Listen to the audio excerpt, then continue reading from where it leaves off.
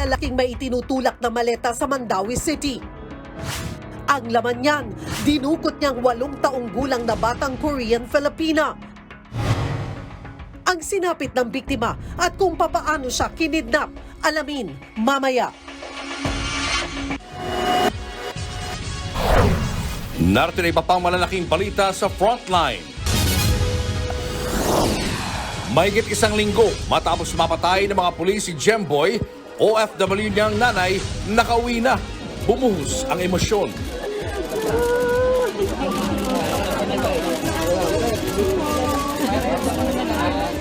Lahat ng personnel ng Navotas City Police Substation 4 sinibak sa pwesto. Supply boat na binomba ng tubig, eksklusibong ipinasilip sa News 5. Maritime militia sa West Philippine Sea, balak buuin ng AFP. Pati mga mangingisda gustong sanayin sa pagdepensa sa ating teritoryo. Philippine Coast Guard, Navy, Maritime Group at iba pa sanib puwersang nagsanay. Minimum na pamasahe sa jeep hinihirit na gawing 14 pesos. Habang presyo ng petrolyo, nagbabadya na namang tumaas na hanggang 2 piso kada litro. Curriculum sa K-10, binago ng DepEd at binawasan ng subjects. Inalmahan yan ng ilang teachers group. News 5 exclusive. Nanay ng nawawalang preso na hindi matiyak kung pinatay ba o nakatakas lang sa bilibid, nagsalita na. Hindi niya raw tinatago ang anak. Mahigit 10 tauhan ng LGU, pinagduduro, pinagmumura at pinakitaan pa ng baril ng isang pulis sa Maynila. Uminit daw ang ulo dahil sinipulan ang kanyang girlfriend. Lalaking nakipag-selfie sa mga pulis sa Davao City, abay wanted pala sa nakawan. Huli tuloy siya. At Laika Gayranot at alamat vocalist Thomas Rodriguez magtatambal for the love dito sa TV5. Siguro ako yung minanifest mo, no? Gawa.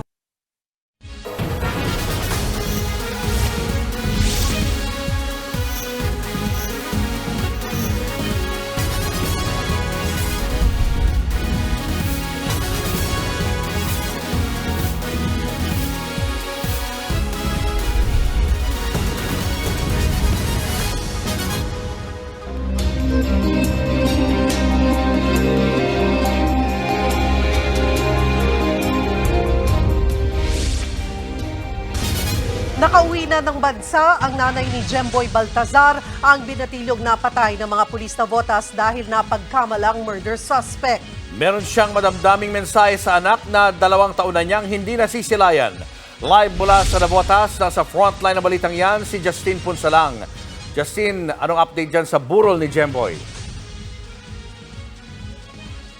Julius at Cheryl laging madamdamin ang pagbabalik Pilipinas ng OFW si Rodaliza Baltazar, ina ng napas lang ng mga pulis na si Jemboy. Ngayon lang kasi nakumpleto ang kanilang pamilya matapos niyang kinailangang mamasukan sa Qatar noong 2021.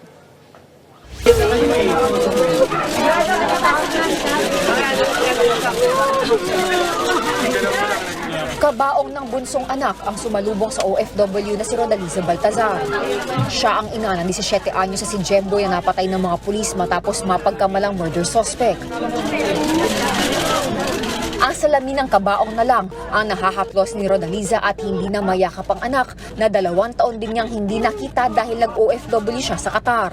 Ilang minuto rin niyang pinagmasdan ang labi ni Jemboy. Maramdaman mo na kahit nasaan ka man ngayon, maramdaman mo na mahal ka ni mama na ka. Pumitas pa ito ng kulay lila na bulaklak at inalay sa anak. Kaninang mag-aalas 11 ng umaga, dumating ng bansa si Rodaliza mula Qatar. Sinalubong siya sa airport ni DMW OIC Bernard Olalia, Undersecretary Hans Kakdak at OWA Administrator Arnel Ignacio. Nakauwi si Rodaliza sa tulong ng gobyerno. Nag-TNT kasi siya matapos makulong ng halos 1 taon sa Qatar. Dahil nga po doon sa kaso ng absconding. After na makulong siya, may tumulong sa kanya, tinulungan siya at siya ay nakalaya. At yon, nagtago-tago na siya habang naghahanap ng trabaho. Kwento ni Rodaliza, akala niya hindi siya makakauwi ng Pinas. Bagaman may kinaharap na kaso sa Qatar, naayos ito ng DMW at OWA kaya nakakuha si Rodaliza ng exit clearance. Mahigit 1 oras nag-usap si Rodaliza at mga opisyal ng DMW at OWA. Ang masisiguro lang namin sa inyo, lahat ng pwedeng maitulong sa kanila, ibibigay natin. Nauna nang nagbigay ng 100,000 pisong tulong pinansyal ang DMW at OWA. Sagot na rin nila ang mga gastusin sa lamay at libing ni Jemboy. Gayon din ang pag-aaral ng mga anak ni Rodaliza. Tutulungan din siyang makahanap ng trabaho sa Pilipinas. Nag-utos din ni Secretary Toots Ople na tutulong tayo sa kinabukasan ng kanilang anak. And then siya mismo ay dahil nauwi na siya, kinakailangan din ng trabaho. So tutulungan din namin siya sa larangan na yun. Nagpunta rin kaninang tanghali sa buro ni Jemboy ang Navotas Police. Dala nila ang isang papel na nakikiusap sa pamilya Baltazar na kontakin ang forensic pathologist sa si Dr. Raquel Fortuna siyang nag-autopsy sa labi ng binatilyo na agad nang mailabas ang resulta para gumulong ang investigasyon.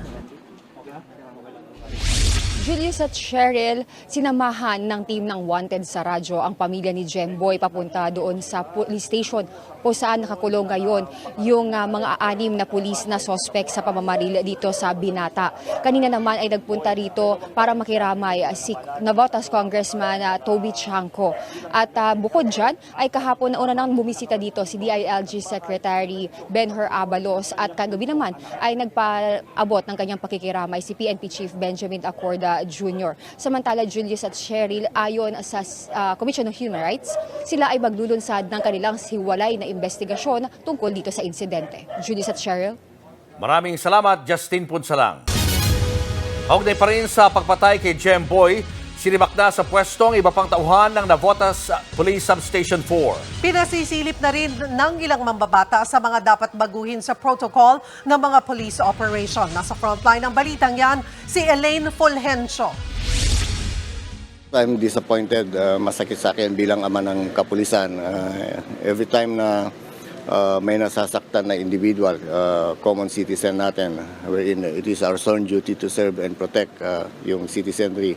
Tapos na-involve mismo yung ating kapulisan. Hindi lang publiko, kundi maging si PNP Chief General Benjamin Acorda Jr. ay dismayado rin daw sa kapalpakan ng mga pulis na bumaril at pumatay sa binatilyong si Jemboy Baltazar sa Navotas. Kagabi nga bumisita ang PNP Chief sa burol ni Jemboy. Bukod sa pakikiramay, nangako rin siya ng hustisya sa mga kaanak ng biktima. Kung si Senador at dating PNP Chief Bato de la Rosa naman ang tatanungin, oras ng pag-aralan ang standard operating procedure sa mga police operation. Ang maganda kapag sana i-rescue mo yung bata na tumalon sa tubig kung hindi mo na makita. Bakit mo paputukan yung tubig? Granting na suspect yan sa isang krimen na gustong lumayas. Ang first consideration naman natin is to arrest the suspect, not to kill the suspect. Pinag-aaralan na rin ng senador kung magpapatawag siya ng pagdinig sa Senado tungkol sa nangyari.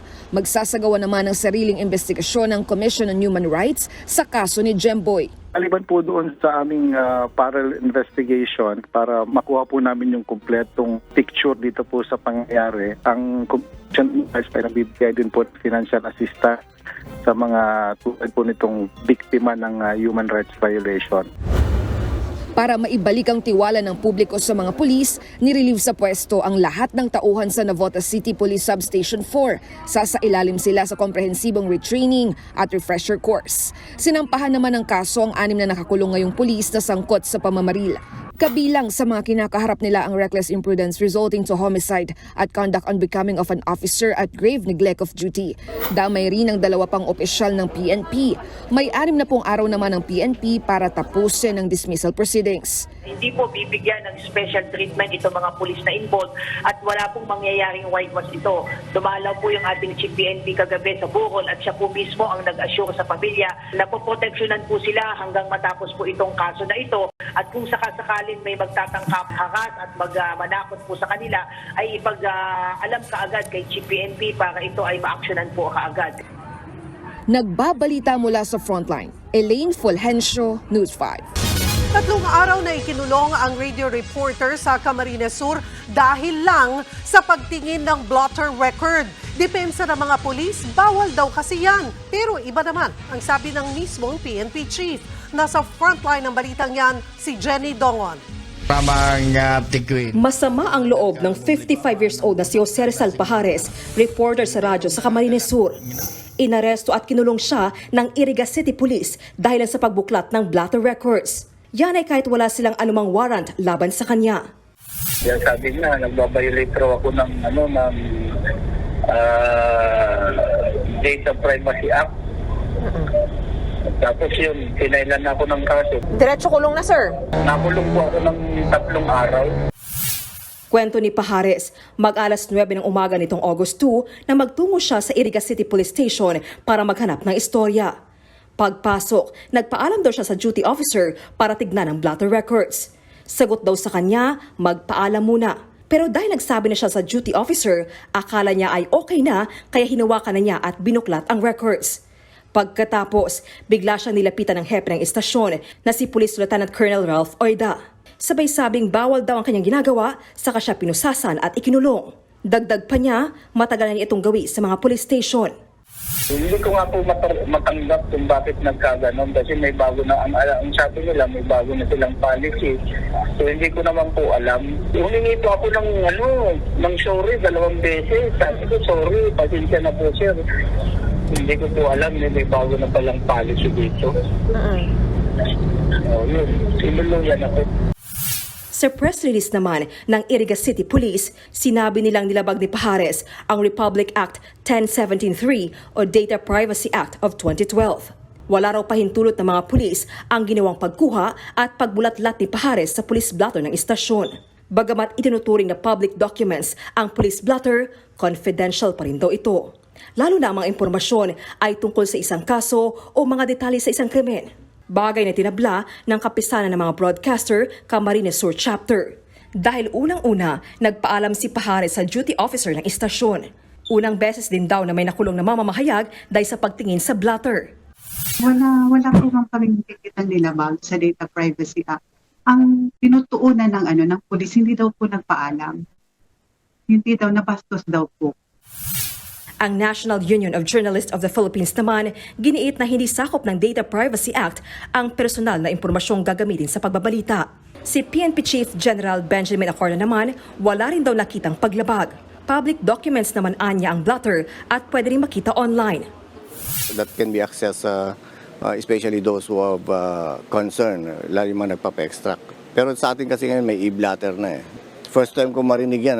Baka let me dig deeper to it kung ano yung violation, what kind of crime. Parang baka may ibang dahilan yan for being imprisoned. But just be looking at it, I don't know if it's not a crime. Sa ngayon, nirelieve na si Ralph Oida habang gumugulong pa ang investigasyon. Pansamantala naman nakalaya si Pajares matapos makapagpiyansa. Nagbabalita mula sa Frontline, Jenny Dongon, News 5. Naharap sa reklamong isang pulis matapos pagmumurahin at sinaki ng baril ang mga kawani ng Manila LGU. Ang pulis nagalit daw dahil sinipulan ang kanyang girlfriend. Nasa Frontline na balitang yan si Marlene Alcaide. Hindi na po yung jeep na yan. Sa kuwang ito sa Tondo, Maynila, bandang hapon itong linggo, makikita ang mga taga-Department of Public Services o DPS ng Manila LGU. Maghahakot sana sila ng ilang debris sa lugar. Maya-maya, dumating ang nakasandong lalaki. Kinumpronta ang mga kawani ng DPS, sabay naglabas ng baril. Ang nakasandong lalaki, isa palang pulis na kinilalang si Patrolman Javoy Farales. Residente siya ng Maynila pero nakatalaga sa Navotas Maritime Group. Ayon sa mga opisyal ng barangay, pinagmumura umano ng pulis ang mga taga-DPS. Yung reklamo ng mga DPS, yun nga, pinagmumura sila at saka bumunot ng baril daw. Sabi nga raw sa kanila, anong sabi na pag bumalik pa kayo dito, sabi ng gano'n, para pinagbantaan niya yung DPS. Ang ikinagagalit daw ng pulis, may nang catcall o sumipol sa kanyang girlfriend. Itinanggi naman raw yan ng mga taga-DPS. Pero patuloy lang umano sa pagbumura, panduduro at pagbabanta ang pulis. Initial reaction ng mga tao, nagulat lang sila, so hindi sila gumagalaw. Hindi naman tinutukan, pero parang ipinakita yung baril, nakasukbit siya sa may bulsa niya. Tapos parang sumakay ata ulit, tapos binalikan lang sila. So wala namang physical na nangyari. Nasa piskalya na ang reklamong grave threat at kasong administratibo ng mga taga-DPS laban sa pulis. 7 sa mga taga-DPS ang mga complainant habang tatayo namang testigo ang 4 na iba pa.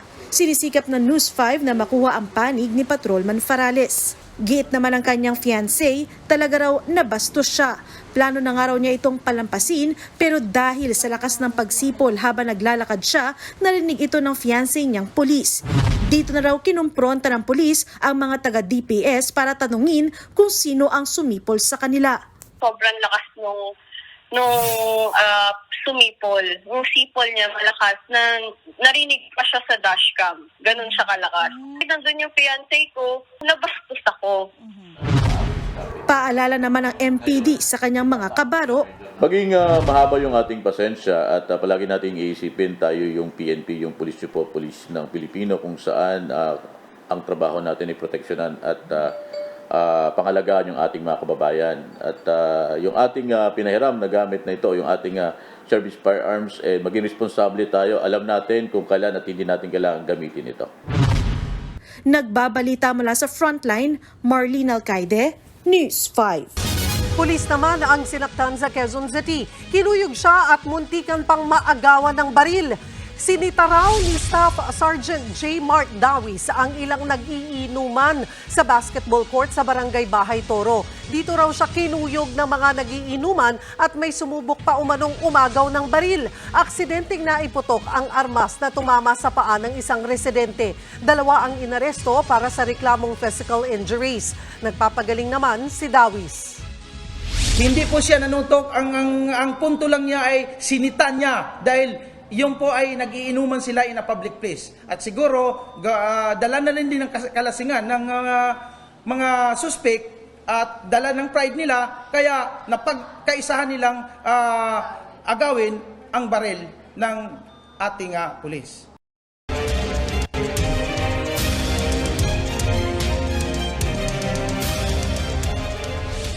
Ikinwento ng crew ng supply boat ng Pilipinas ang katakot-takot na karanasan nila habang binobomba ng tubig ng China.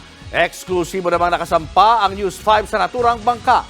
Nasa frontline na balitang yan, si Brian Castillo, exclusive.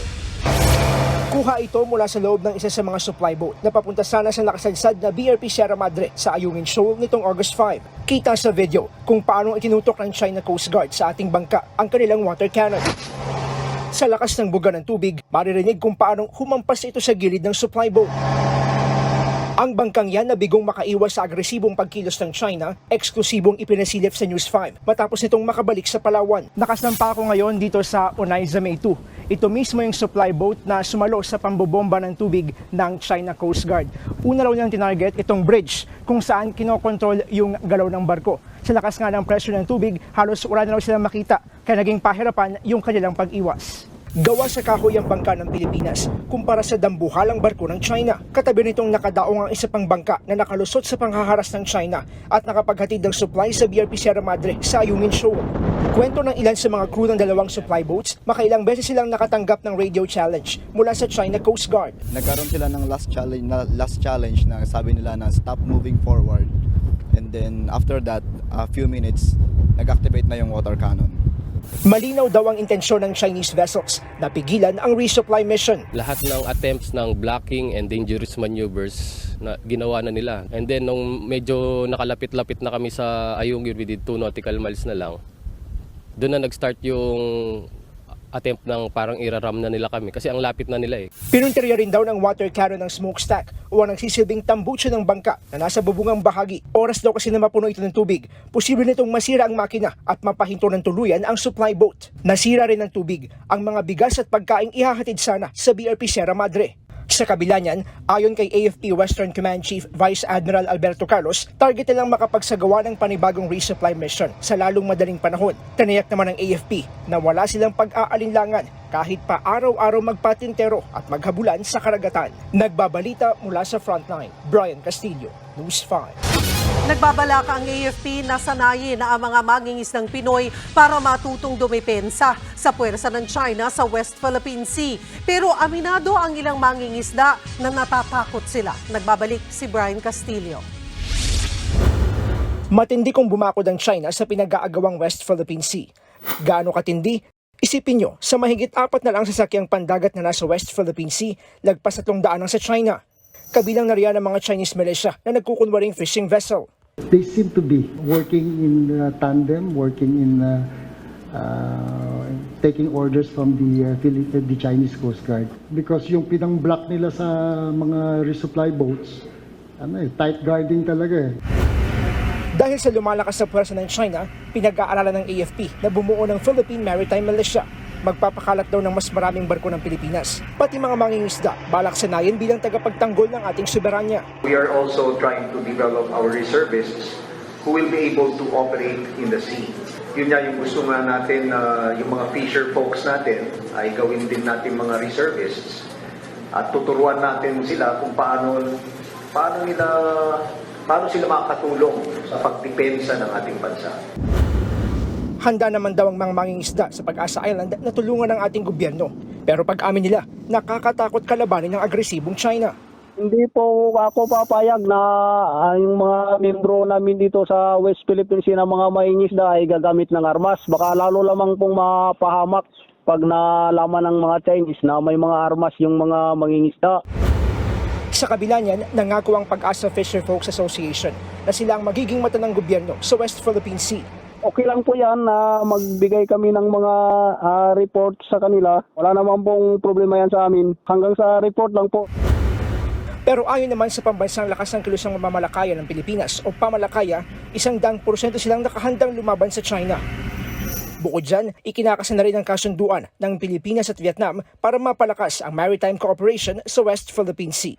Nagbabalita mula sa Frontline, Brian Castillo, News 5. Susunod, Wally Bayola nagsorry matapos magbura sa segment ng EAT. 8 taong gulang na Pinay Korean sa Mandawi City kinidnap at isinilid sa maleta. At suspect sa serye ng nakawan sa Davao City, arestado matapos makipag-selfie sa mga pulis. Abangan ang lahat ng yan sa pagbabalik ng Frontline Pilipinas.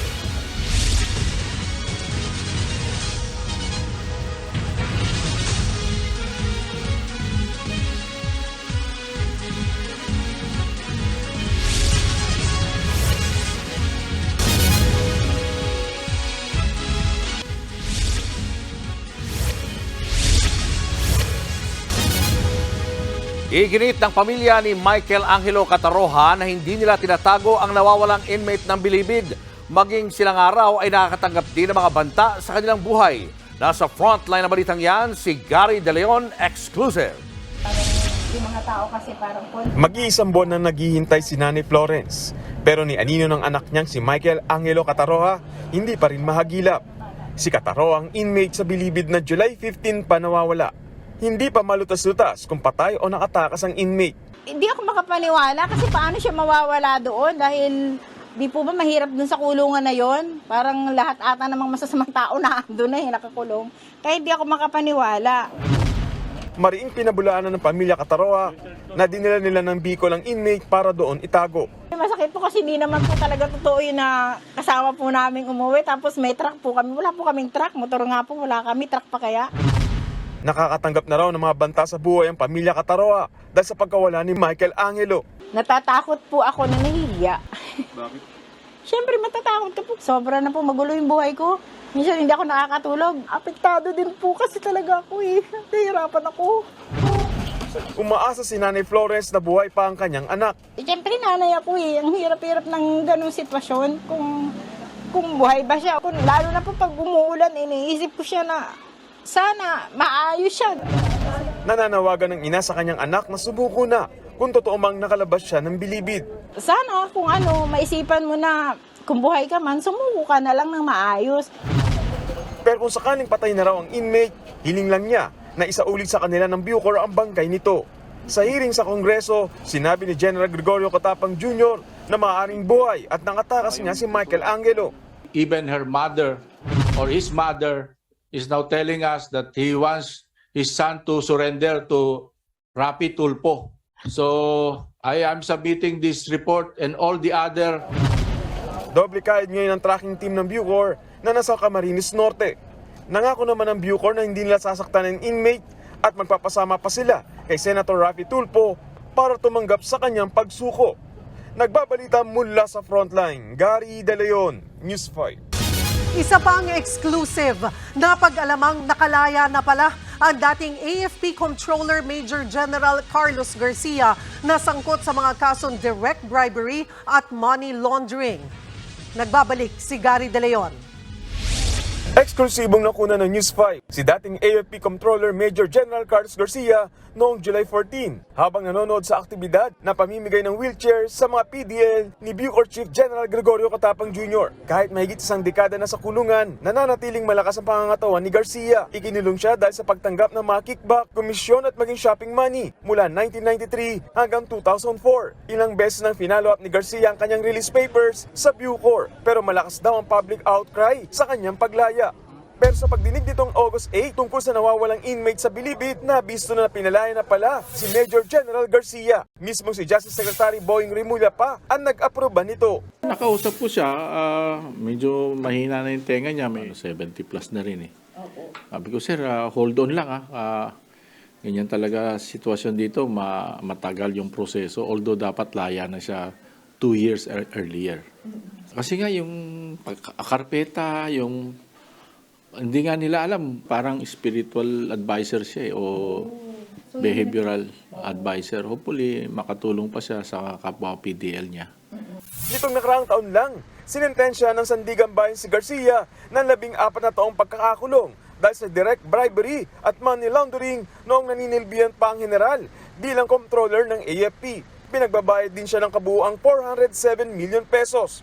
Yun nga lang, 2011 pa siya nakadetain sa Bilibid kaya't napagsilbihan na ang minimum 8 years para sa kanyang mga kaso.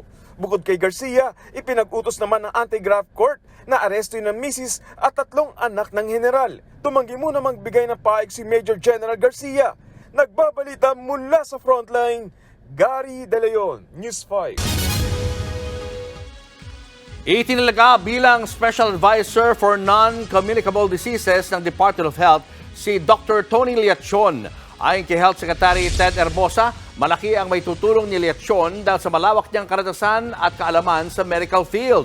Si Liachon ay isang internist at cardiologist sa Manila Doctors Hospital. Dati siyang nanilbihan bilang special consultant ng National Task Force Against COVID-19. Pero nagbitiw siya sa nasabing posisyon matapos purahin ang anyay palpak na COVID response ng gobyerno. Showbiz, eto na nga!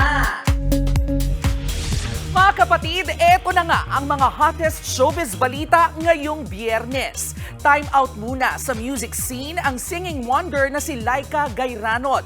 Sasabak naman siya sa pagpapakilig with her new love team, ang P-pop idol na si Tomas Rodriguez. Nasa frontline ng balitang yan, si MJ Marfori. Siguro ako yung minanifest mo, no? Magilius, mag-ingay. Ang ating alamat vocalist Tomas Rodriguez. Makaka-love team ang singing wonder na si Laika Gayranod. OMG! Ikaw ay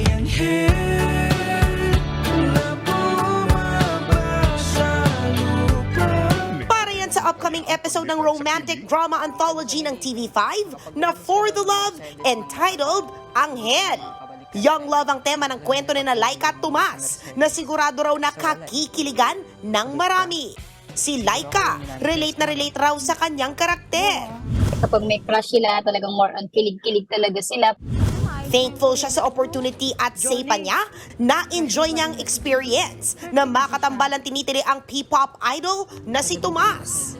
Hindi naman po sa awkward. Kung mabibigyan po ulit ako ng opportunity, handa rin po ako, handa rin naman po ako sa lahat. So, ayun po, kung kasama talaga siya sa journey ko, and then, alam po ako. Isa pang pinagpapasalamat ni Laika ang mga natutunan niyang aral kasama mga batikang artistang sina Dina Bonnevie at Alma Moreno sa TV5 show na Kali Queens. Super bait po nila. Pag nakasama mo sila talagang, hindi mo alam na kung mape-pressure ka kasi, veteran eh. Sa lahat ng ito, dapat daw abangan ng kakaibang klaseng Laika at ang chemistry nila ni Tomas sa episode ng For the Love bukas. Must watch din ang mga susunod pang episode ng bagong programa ng TV5 na For the Love, kada Sabado, 3:20 p.m. Nagbabalita mula sa Frontline, MJ Marfori, News 5. Eto pa nga, wagi ang Pinoy talent sa World Hip Hop Dance Championship 2023 na ginanap sa Arizona sa Amerika. Sa kanilang galing sa paghataw, champion ang ating mga pambatong dancer ng Legit Status Dance Crew. Nauwi nila ang kampyonato sa Mega Crew na main division ng kompetisyon. Sa huling post ng Legit Status Online, nagpasalamat ang grupo sa lahat ng sumuporta sa kanilang journey to the biggest hip-hop dance competition in the world. Susunod, 10 milyong pisong halaga ng shabu natagpuan sa basurahan sa Quezon. Tanod sa Baguio City, pinagpalit ng kanyang misis sa kapitan. Suspendido na ang mga opisyal. At Tito Sen, humarap na sa ikalawang hearing ng copyright infringement case laban sa tape. Yan at iba pa sa pagbabalik ng Frontline Pilipinas.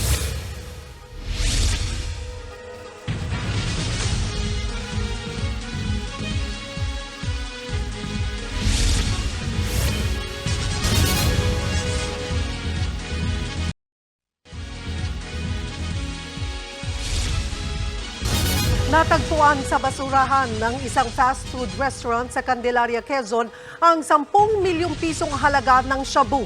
Ayon sa mga pulis, naglilinis ng CR ang staff ng restaurant nang makita ang selyadong plastic ng shabu sa basurahan kagabi. Higit kalahating kilo ang timbang nito. Nire-review na ang CCTV sa restaurant para matukoy kung sino ang nag-iwan ng kontrabando.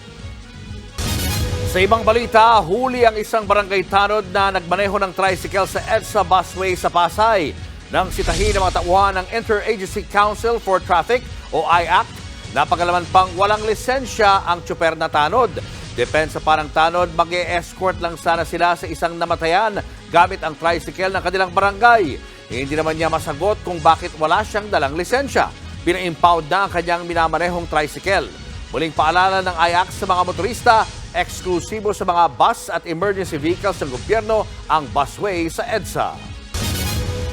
Nagpapakalat na ng mga mystery applicant ang Land Transportation Office bilang pagpapaigting sa kampanya laban sa mga fixer. Layon daw ng mystery applicants na malaman kung paano makitungo ang mga empleyado ng ahensya at maisumbong ang mga fixer sa tanggapan. Gaya nitong Martes, naaresto ang siyam na hinihinalang fixer sa opisina ng LTO sa Novaliches. Ang modus, alukin ang mga driver na wag nang pumila sa halagang 200 pesos. May paalala ang LTO sa mga motorista. Pwede naman po kayo dumiretso sa ating opisina na kompleto naman po yung mga signages doon na paano kayo mag-process. May PACD tayo, yung para mag-entertain sa inyo sa initial transaction nyo, kung ano mga kailangan nyo. Yun po. May nagbabadya na namang taas presyo sa petrolyo sa susunod na linggo. Kaya naman ang ilang transport group, umihirit na gawing 14 pesos ang minimum na pamasahe sa jeep. Nasa frontline na balitang yan, si Gerard de la Peña. 2 piso sa unang 4 na kilometro. Yan ang gustong dagdag ng ilang jeepney transport groups na dumulog sa LTFRB ngayong araw. Kabilang sa mga nagpunta ang mga kasapi ng LTOP, Fedudap, Piston at Stop and Go. Dismayado na kasi sila sa liit ng kinikita sa maghapong pamamasada. Dagdag problema pa dahil posibleng tumaas ulit ang presyo ng produktong petrolyo sa susunod na linggo. Sa pagtataya ng Department of Energy, hanggang 1 peso and 70 centavos ang posibleng itaas sa per litro ng gasolina. Hanggang 1 peso and 30 centavos naman ang posibleng price hike sa diesel. Hanggang 2 pesos and 40 centavos per liter naman ang dagdag presyo sa kerosene. Kaya ayon sa grupong LTOP, oras na para i-regulate uli ng gobyerno ang presyo ng langis.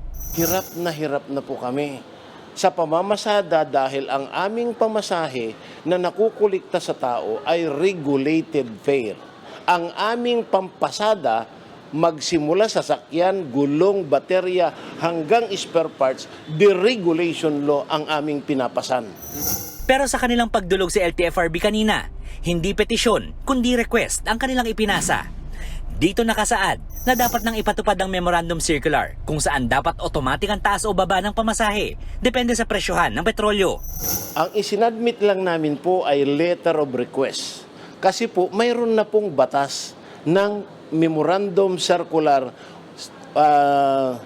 2019-035. Basahin nyo po, yun po yung automatic fair adjustment formula. Nandoon po sa Section 4, maliwanag yung sinabi ng Section 4. So yun ho yung aming inintindi. Kung sakasakali ay ito raw ang unang pagkakataon na maipapatupad ang LTFRB Memorandum Circular 2019-035 na inaprubahan noong 2019 o noon pang nakarang administrasyon. Dahil dito ay tatalakayin pa raw ng board members ng LTFRB ang susunod na hakbang dito. Ayon sa LTFRB, may standard procedure sa ipinatutupad pagdating sa fair hike petitions. Kaya kung susundin man ang naturang memo, kailangan pa rin ito dumaan sa pag-aaral ng board. Hindi lang kasi presyo ng langis ang pinagbabasehan dito. Ang tingin ko dito, baka pag-usapan po ng board yan, yung letter na yon, kung ang gusto po ng mga transport group is igamitin yon. Kung ang mga commuter naman ang tatanungin, Masyadong mabigat kapag dagdagan ng 2 piso. Okay lang din naman po sa akin. Bakit pa okay lang? Kasi parang deserve din naman po ng mga driver yung additional fare. kailangan ngayon ng LTFRB na magsagawa ng pag-aaral kung ano nga ba ang pinakamainam para sa mga tsuper at commuter. Nagbabalita mula sa Frontline, Gerard de la Peña, News 5. Hinihintay pa rin ang Gilas Pilipinas kung makakalaro sa FIBA World Cup si Kai Sotto. Present sa training ng national team ang 7'3". Pero kinumpirma ni Coach Shot Reyes na hinihintay pa nila ang resulta ng MRI sa likod ni Sotto. Sa ngayon kasi, wala pang go signal na mag-full contact training ang big man. May 2 linggo na lang ang national team para paghandaan ang World Cup. Sinabi nila kasi na meron silang pa-MRI sila, so we just want to get, gusto lang namin makita yun, makita lang ating doktor ng sarili nating team doctor or tayo na mismo magpapa-MRI sa kanya kasi yung SPP, gusto nila siguraduhin bago umpisa that okay si Kai. Ayaw natin siyang isabak sa laban na meron siyang, that there is, meron siyang, hindi siya 100%. Susunod, 8 taong gulang na babaeng Korean-Filipina isinilid sa maleta ng lalaking dumukot sa kanya. Legit Dabarkads Wally Bayola nagsorry matapos ipatawag ng MTRCB dahil sa pagmumura sa EAT. At sa K-Alaman, usapang papel tayo ngayong back to school. Tutok lang mga kapatid, magbabalik pa ang Frontline Pilipinas.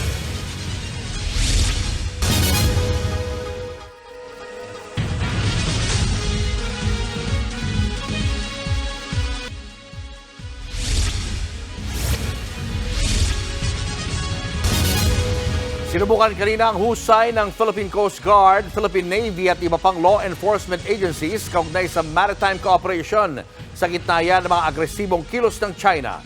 Nasa frontline na balitang yan, si Mon Gualvez. Magkakasunod na putok ng baril ang umalingaw mula sa barkong MV Scalawag habang nasa Manila Bay kanina. Makikitang nasakote na sila ng mga tauhan ng Philippine Coast Guard. Kunwaring sangkot ng barko sa pagpupuslit ng smuggled goods pati sa kaso ng human trafficking. Maya-maya pa, dumating na rin ang ibang water at air assets ng PCG na papalapit at pumapalibot sa barko. Pati na yung mga galing sa Philippine Navy, PNP Maritime Group, Bureau of Quarantine at PIDEA. Rumesponde rin sila sa sunog sa barko. Gumamit ng water cannon ng Coast Guard para maapula ang apoy. Yun nga lang, nabitin o hindi inabot ng tubig nito ang apoy sa barko. Lahat ng yan, bahagi ng 2023 Alalayan Exercise, isang interagency maritime training na layong subukin ng komunikasyon at kooperasyon ng iba't ibang law enforcement agency sa panahon ng emergency. Nag-donate ang European Union ng tinatawag na IORIS o Indian Ocean Regional Information Sharing na isang secured communications platform para sa mas maayos sa pagplano at pagtugon sa mga pangangailangan sa dagat. Madalas do kasi may kanya-kanyang SOP ang kada ahensya ng pamahalaan o nagkakaroon ng red tape. Sometimes we get information that is not of our concern. That is why we are trying to address the gaps and interlaps here. Para sa EU, maayos naman daw ang ginawang training kaya magsasagawa uli ng alalayan exercise sa bahagi naman ng West Philippine Sea sa Nobyembre. Ginawa itong alalayan exercises ilang araw matapos ang insidente ng pag-water cannon ng Chinese Coast Guard sa Pinoy vessel. Pero pagilino ng Philippine Coast Guard, wala raw itong kinalaman lalo't mahigit 3 buwan na rin nila itong pinaghandaan. Git ng PCG, walang show of force sa ginawang training. At hindi raw basta ginagamit ang water cannon ng Coast Guard maliban sa kalamidad. Nangako naman ng EU ng tuloy-tuloy pang pagsasanay at pagbabahagi ng kaalaman sa Pilipinas. Handa rin daw silang sumuporta sa issue ng territorial dispute basta't naaayon sa international laws. We think that it's important that this rules-based and international order is complied with and is supported, and we will continue to do so in the coming months and years. Nagbabalita mula sa Frontline, Mon Gualvez, News 5. Pabor ang Parent-Teacher Association of the Philippines sa pagbabawas ng subjects sa grade 1 at 2 students sa bagong curriculum ng DepEd. Pero ang isang grupo ng mga guro nangangamba sa posibleng makasama pa ito sa kaalaman ng mga estudyante. Nasa frontline ng balitang yan, si Marian Enriquez. Nalulunod daw sa dami ng subject ang mga estudyante mula kinder hanggang grade 10. Dagdag trabaho rin yan sa mga guro. Kaya ang DepEd sa pangunguna ni Vice President at Education Secretary Sara Duterte inilunsad kahapon ang matatag K-10 curriculum. Mula sa 7 subjects, 5 na lang ang ituturo sa grade 1 at grade 2, ang language of Filipino, reading and literacy, mathematics, makabansa at good manners and right conduct o GMRC. Ito ang opisyal na pagbabalik ng GMRC matapos ang isang dekada. Tatanggalin naman ang mother tongue bilang subject pero mananatili pa rin itong medium sa pagtuturo. Ayon sa DepEd, uunti-untiin ang pagdadagdag ng mga subject. Play-based ang kindergarten. Kapag grade 1, language at 4 na iba pa ang subject. Pagtuntong ng grade 2, ganun pa rin karami ang subject pero ang language magiging Filipino. Pag-akyat ng grade 3, magiging 6 naman ang subjects kasama ang science. Pagdating ng grade 4 hanggang grade 10, 8 na ang subject. Filipino, English, Math, Science, Araling Panlipunan, Technology and Livelihood Education, MAPE at GMRC. Tututukan daw ng bagong curriculum ang reading at mathematics. Approve yan kay House Committee on Basic Education Chairman at Pasig City Representative Roman Romulo. Nakafocus po sila sa tinatawag na functional literacy. Ibig sabihin, pagdating umabot po ng 10 years old, ang learner dapat marunong na magbasa at naiintindihan ang binabasa at yung basic mathematics po. Maging ang Parent-Teacher Association sang-ayon sa pagbabawas ng subjects. Nakita po natin ng pandemic na ang ating mga magulang ay nahirapan sa pagtuturo. Dahil po kinonsentrate na po sa konting subject na po, mas marami po ang focus at concentration ng ating mga bata. Tutol naman sa matatag curriculum ang ACT Teachers Party List. Tingin natin hindi ito magiging magiging holistic na education para sa ating mga kabataan at sana dinaan muna sa consultation. Generally hindi kami sang-ayon dito sa pagbabawas, lalong-lalo na doon sa pagtalakay ng kasaysayan. Ayon sa DepEd, dumaan sa public review ang matatag K-10 curriculum na may 96% approval mula sa mga guro, supervisor, consultant at ilang eksperto sa higher education. Ngayong pasukan ng pilot testing ng matatag curriculum sa piling mga paaralan, isa sa ilalim naman sa training ang mga guro. Sa 2027 ang target na full implementation ng bagong curriculum. Nagbabalita mula sa Frontline, Marian Enriquez, News 5. Kasunod ng nalalapit na balik eskwela, usapang papel naman tayo, mga kapatid. Kung babalikan po natin about 105 AD nang sinasabing naimbento ng Chinese official na si Cai Lun ang papel. Ang siste noon, pinaghalo ni Cai ang bark o balat ng kahoy, ng mulberry, hemp o abaka at ilang pinong basahan na may tubig. Saka naman pinatuyo at naging papel. Sa pangangalakal, napadpad po ang papel sa Middle East hanggang sa Europa at sa buong mundo. And after 2,000 years, marami ng uri ng papel ang nagsulputan. Depende na lang din sa kung ano ang paggagamitan. Unang-una na nga riyan ang pagsusulat. At kung writing lang din, marami po sa atin nagsimulang masanay sa pagsusulat sa mga grade school pad paper. Must have na nga yan kung may bata tayong nag-aaral sa elementarya. Ang mga papel nila pare-pareho lang namang may asul at pulang mga linya katulad po nito. Yun nga lang, yung sa grade 1, mas malalaki ang pagitan ng lines. Yan ay para mas masanay sa pagguhit ng mga letra ang mga bata. Unti-unti na lang lumiliit ang mga pagitan ng mga yan hanggang sa mag-grade 4. Hanggang sa pagtungtong pa ng ibang antas ng pag-aaral ng mga estudyante na wala na iyong mga pulang linya sa mga papel. Pero ang tanong ngayon, bakit naman blue ang ginawang kulay ng mga linya sa ating writing papers? Ayon po kasi sa publishing experts, mas mababa ang contrast ng kulay ng blue dahilan para hindi mawala sa focus ang ating mga mata sa pagbabasa ng mga letra. O ngayon mga kapatid, nose nyo na. Parang gaya lang po ng araw-araw na naming paalala na ang K-alaman ay K-yamanan. K? Okay! Susunod, Kapitana sa Baguio. Suspendido matapos makipagrelasyon sa pamilyado o pamilyado ng kagawad. Bangkay ng dalawang babae natagpuan sa magkahiwalay na lugar sa Nueva Ecija at Nueva Vizcaya.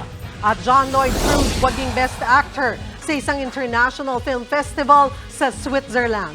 Marami pa kayong mga balitang dapat malaman sa pagbabalik ng Frontline Pilipinas.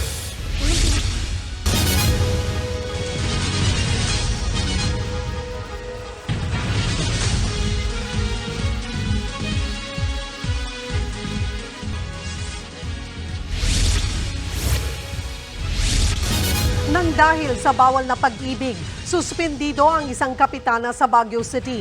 Nagmahal daw kasi siya ng kagawad na pamilyado na pala. Nasa frontline ng balitang yan, si Gio Robles. Suspendido ng 2 buwan ang kapitan ng Barangay Leonelia Hill First sa Baguio City na si Margarita Marinas dahil si kapitana kalaguyo raw pala ang barangay kagawad na si Edgar Tamo na may asawa at anak na. Nagsampa na noon pang Mayo ng kasong administratibo ang legal wife ni kagawad. Nagkasa rin sila ng silent rally para pababain sa pwesto ang mister niya at kalaguyo nito. Sobrang sakit. Mas gugustuhin ko lang matanggal sila ng ano. Mas gugustuhin niya raw matanggal? Matanggal sa serbisyo. Kaysa araw-araw ko nakikita. Araw-araw yung pasakit na nararamdaman. Pero giit ni kapitana, wala silang relasyon. He is only my driver. I look at him only as my son. Dahil sa totoo po, napakasipag. Pero hindi bumenta yan sa sangguniang panlungsod. Matapos ang ilang sesyon, nagdesisyon silang suspindihin sina Marinas at Tamo. In the city of Baguio, we practice good governance and that we do not tolerate and we will not tolerate any acts which are violative of good governance. Bukod pa dyan, naging basihan din daw sa suspensyon ni Kapitana ang reklamong dual citizenship, pati ang pagiging abusado umano niya sa pwesto. May mga ulat kasing hindi raw maayos ang pakikitungo niya sa ibang barangay official. No comment si Marinas sa akusasyong yan. Pero habang suspendido, isang kagawad muna ang pansamantalang itinalaga bilang kapitan ng barangay. Ibabalik naman daw sa posisyon si Marinas sa Oktubre. Nagbabalita mula sa Frontline, Gio Robles, News 5. Natagpuan ang bangkay ng 2 babae sa magkahiwalay na lugar ngayong linggo. Sa bayan ng General Piño sa Nueva Ecija, naagnas na ang labi ng isang babaeng walang suot pang ibaba. Nakita siya sa damuhan. Palaisipan pa kung sino ang biktima, lalo't wala naman daw nawawalang tao sa lugar. Iniimbestigahan na ito. Sa bayan naman ng Diadi sa Nueva Vizcaya, sa taniman ng mais, natagpuan ang bangkay ng isa pang babae. Siya si Annalyn Unggod. Hinihinalang pinatay siya sa sakal. Napagalamang dati na siyang nakulong dahil sa kasong may kinalaman sa illegal drugs. Inaalam pa kung sino ang salarin at kung ano ang motibo sa pagpatay. Sinita ng Makabayan Block sa Kamara ang bawas na proposed budget para sa universities at colleges. Gayon din ang prioridad sa infrastructure project sa halip na ibang programa. Nasa frontline ng balitang yan, si Marian Enriquez. Masyado daw malaki ang inilalaang pondo ng gobyerno para sa infrastructure projects. Yan ang puna ni Gabriela Partiles Representative Arlene Brosa sa deliberasyon ng panukalang 5.768 trillion peso national budget para sa 2024. Bakit aniya mas malaki pa ang pondo para sa mga tulay at kalsada na utang lang naman ang dinadala sa Pilipinas? Giit pa niya, tiyak na magpapabigat ito lalo na sa mga Pilipino. Imbis na bagong Pilipinas, baka budol Pilipinas, ang focus ay nakatuon sa pagpapalaki ng utang kesa sa pagbibigay prioridad sa mga pangangailangan ng mga tao. Nasa 42% daw kasi ng 194 infra projects ay uutangin mula sa Official Development Assistance o ODA. Dagdag 3 milyong pisong utang daw yan. Na pagsapit ng pagtatapos ng 2024, papalo ang utang ng Pilipinas sa higit 15.8 trillion o katumbas ng higit 138,000 pesos kada Pinoy. Pinunto naman ni Kabataan Party List Representative Raul Manuel ang pagbabawas ng pondo para sa state universities and colleges. Kahit kasi mas mataas ng 9.5% ang proposed budget para sa susunod na taon, bumaba ang inilaang pondo para sa state at local universities and colleges ng 5.27%. Nauna nang sinabi ni Budget Secretary Amina Pangandaman na congressional initiatives or amendments ang nangyayari sa budget. Bukod dyan, pag-question din ni Manuel, bakit mas pinaglaanan pa ng pondo ang confidential at intelligence funds. Gaya na lang ng mga bagong 300 million sa Department of Information and Communications Technology at 50 million sa Department of Agriculture. Hindi din katanggap-tanggap kung tagtad naman ang budget ng excessive travel funds, presidential pork at vice presidential pork sa forma ng confidential and intelligence funds. Dapat ilipat na ang mga yan direkta sa edukasyon at iba pang serbisyo. Sa susunod na linggo ay sasalang na ang iba't ibang ahensya ng gobyerno para ipagtanggol ang kanilang mga panukalang budget para sa 2024. Nauna na rin sinabi ni House Speaker Martin Romualdez na maipapasa nila ang panukalang budget on time at maitatransmit sa Senado bago ang break ng Kongreso sa Oktubre. Nagbabalita mula sa Frontline, Marian Enriquez, News 5. Umakyat na sa higit 50 ang patay sa wildfire sa Hawaii. Sa lakas ng apoy, hindi pa mapasok ang ilang lugar na patuloy pa rin tinutupok. Yan ang Frontline News Abroad. Ito na ngayon ang itsura ng Maui Island. Ilang araw matapos magsimula ang kabi-kabilang wildfire sa Hawaii. Nagkalat ang mga nasunog na debris ng mga gumuhong bahay. 6 ginyera. Nadamay din ang makasaysayang banyan tree ng Lahaina na 1.5 siglo na ang tanda. Hindi pa tiyak kung maisasalba pa ang puno. Nakapanlulumo rin ang pinsala sa coastal areas na pinaka-napuruhan. Sunog ang pantalan, ang mga nakadaong na mga bangka at barko. Ang masaklap pa, hindi pa tapos ang wildfire. Ayon sa Hawaii authorities, ang wildfire na ito ang pinakamatinding natural disaster sa kanilang state. Bukod kasi sa ekta-ektaryang lupain at libu-libong gusali na natupok, umakyat sa higit 50 ang namatay. Posible pa raw madagdagan yan. Tuloy din ang paglikas ng mga residente. Sa gitna nito, ipinag-utos ni US President Joe Biden ang pagpapaigting sa aksyon sa wildfire pati na pag-aabot ng ayuda. Kahapon, nagdeklara ng state of emergency sa Hawaii. We're going to make sure the state has everything it needs from the federal government to recover. Our prayers with the people of Hawaii, but not just our prayers. Every asset we have will be available to them. Puspusa naman ang pag-apula sa apoy sa iba't ibang bahagi ng Maui. Kumukuha na ng tubig sa dagat ang mga bumbero, pero hindi raw mapasok ang kanlurang bahagi ng isla dahil sa kapal ng usok at halos sira na rin ang lahat ng mga kalsada. Nagbabalita mula sa Frontline, Maricel Halili, News 5. Susunod, notorious na magnanakaw sa Davao City, huli matapos makipag-selfie sa mga pulis. Sa pool sa CCTV, batang Filipino-Korean dinukot at pinagkasya sa loob ng maleta sa Mandawi City. At MTRCB, pinatatawag ang EAT kasunod ng pagmumura ng kanilang host na si Wally Bayola sa show. Tuloy-tuloy pa ang magkabuluhang balitaan sa pagbabalik ng Frontline Pilipinas.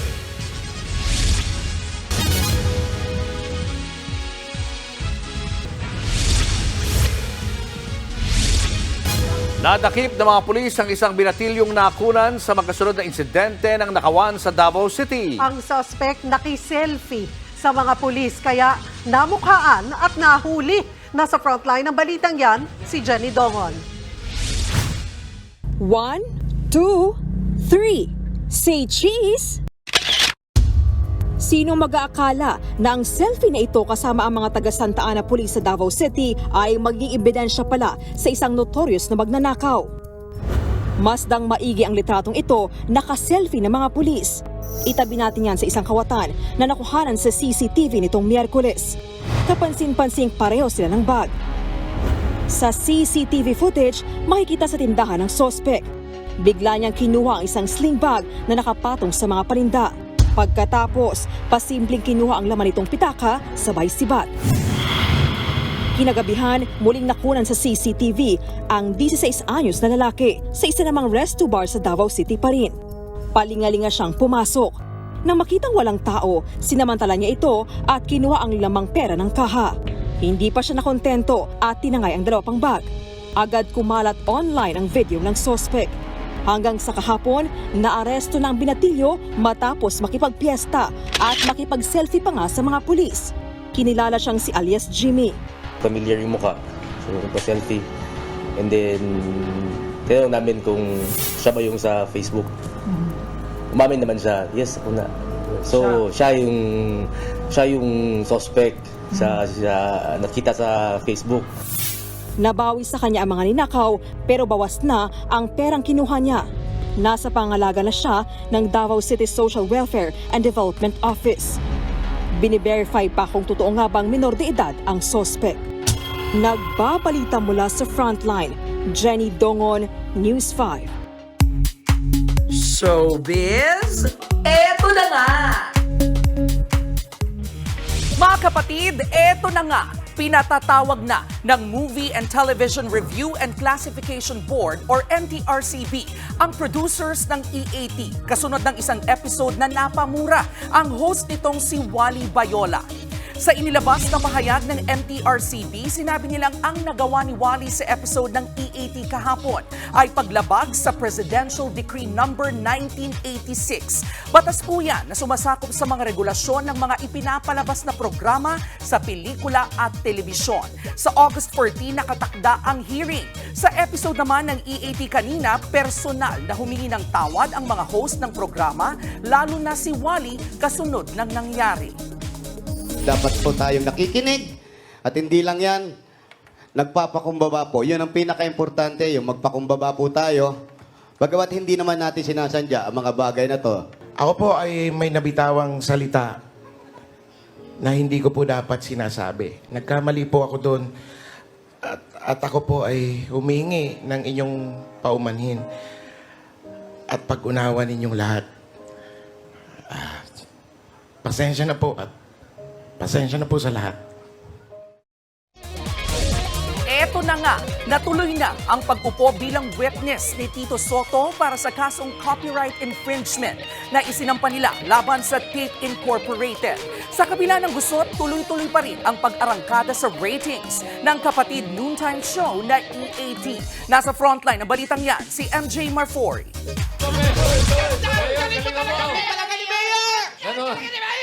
Tulad ni Mayor Manalo, napauso na namang karakter ng mga legit Dabarkads, panalong panalo. Palong-palo pa rin sa ating mga kapatid ang EAT. So, partido mo anong party? Ay, anong partido? Ano pa? Anong party? Street Party! Dahil sa legit at orihinal na mga konsepto at sayang handog ng EAT, ang average ratings ng programa sumipa pa sa 5.05% ayon sa legit na Nielsen TV Audience Measurement Newtam Total Individuals. Todo-todo naman ang pasasalamat ng TVJ sa mainit na pagtangkilik ng ating mga kapatid. Kaya kami, taos-puso ang pasasalamat namin sa ating mga kababayan, ating mga legit Dabarkads. Tingin ko baka 90% ng Pilipinas, legit Dabarkads. Salamat po. Marami pong salamat at higit sa lahat, maraming salamat sa Panginoon Diyos sa tulong niya sa atin. Sa kabila nito, tuloy pa rin ang kanilang laban para sa pangalang Eat Bulaga. Kaninang umaga, itinuloy ang ikalawang pagdinig para sa isinampa nilang kasong copyright infringement case laban sa Tape Incorporated at GMA. At finally, natuloy ang cross-examination kay Tito Sen. Ang hearing na yan, itinuloy matapos ma-renew ng Tape Inc. ang trademark para sa titulong Eat Bulaga. Bagay na binigyang linaw naman ang abogado ng TVJ na si Attorney Buko de la Cruz. So yung pagkaka-renew ng registration ay walang kinalaman at walang apekto dun sa petition for cancellation of trademark na pending pa rin hanggang ngayon at hindi pa sumasagot ang Tape. Ayon naman sa abogado ng Tape Inc., business as usual sila sa kanilang programa. Of course, we'll still continue with the show. Sa August 25 ang susunod na hearing para sa kaso. Nagbabalita mula sa Frontline, MJ Marfori, News 5. Eto pang matindi, wagi si John Lloyd Cruz sa Locarno Film Festival sa Switzerland. Nakuha niya ang Bocalino de Oro Prize o Golden Jug Award for Best Actor sa nasabing film festival. Para po yan sa kanyang performance sa pelikula ni Love Diaz na Essential Truth of the Lake. Si John Lloyd ang ikalawang Pinoy actor na nanalo sa nasabing prestihiyosong film festival. Congratulations, John Lloyd Cruz! At yan ang mga balita mula sa frontline ng Pilipinas sa araw na ito. Mga balita at impormasyong para sa mga may alam at may pakialam. Kami ang inyong mga kasangga sa pagbabalita. Kasama sina Kalad Karen, ako po si Julius Baba. Ako naman po si Cheryl Cosim. Magandang gabi, Pilipinas.